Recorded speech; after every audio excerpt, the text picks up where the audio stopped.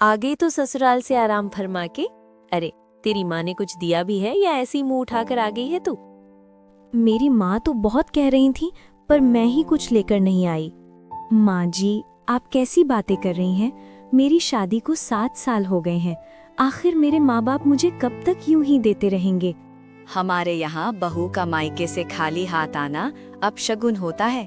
कहते हैं लड़की की माँ मर जाती है। बस करिए माँ जी, ये सब आप क्या कह रही हैं? जो हमारे बड़े बुजुर्गों से सुना है वही बता रही हूँ।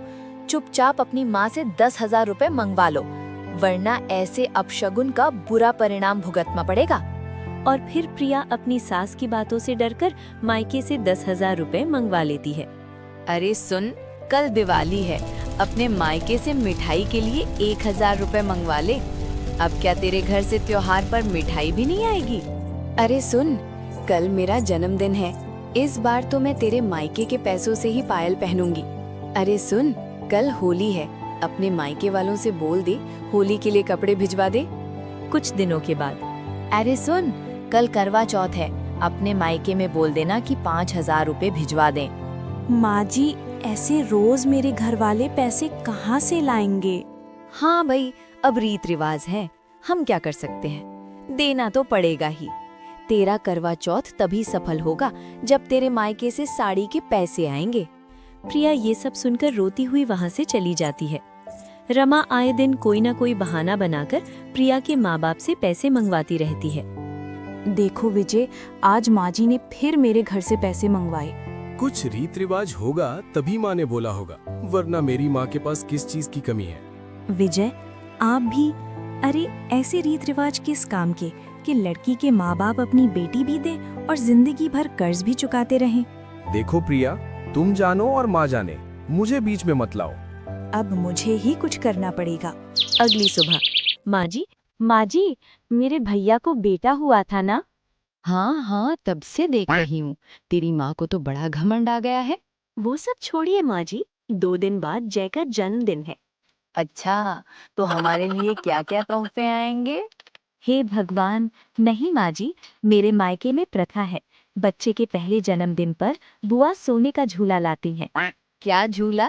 अरे तेरा दिमाग तो ठीक है, एक सोने का झूला खरीदने में मेरा और तेरा पूरा जेवर बिक जाएगा। वो तो है, पर अब कर ही क्या सकते हैं माँ जी। पर वो झूला बुआ की सास की तरफ से होता है।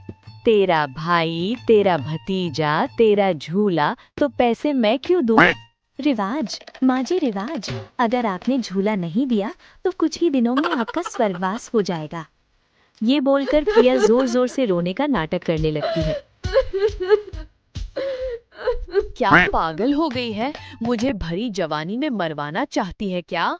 नहीं माँ जी, तभी तो कह रही हूँ, आप एक सोने का झूला दे दीजिए, जान बची तो लाखों पाए। हाय, बताओ, जान बचाने के लिए लाखों गंवाने पड़ रहे हैं। सोच लीजिए माँ जी, अगर आपका मन ना हो तो रहने दीजिए। मैं दिल पर पत्थर रखकर ये सोच लूंगी कि मेरी कोई सास नहीं है। रमा देवी अपने कमरे से तुरंत पैसे निकालकर प्रिया को दे देती है। ले जा, जाकर अपने मायके में मेरी तरफ से सोने का झूला लेकर दे आ। अभी तो मेरे बाल भी नहीं पके हैं और तू मुझे मारने में तुली है। आप बिना माँ जी क्या क्या कहती रहती हैं। ठीक है माँ जी, मैं आज ही चली जाती हूँ। अरे प्रिया, ये तुम कहाँ जा रही हो? और ये माँ क्यों रो रही है? आज उनका खजाना खाली जो हो गया है। मतलब? ओ तेरी की, तुम जानो तुम्हारी सास जाने। सब रीत रिवाजों का चक्कर है। अरे छोड़िए जी, ये मेरी और माँ जी के बीच की बात है। और प्रिया फिर मायके आ जाती है।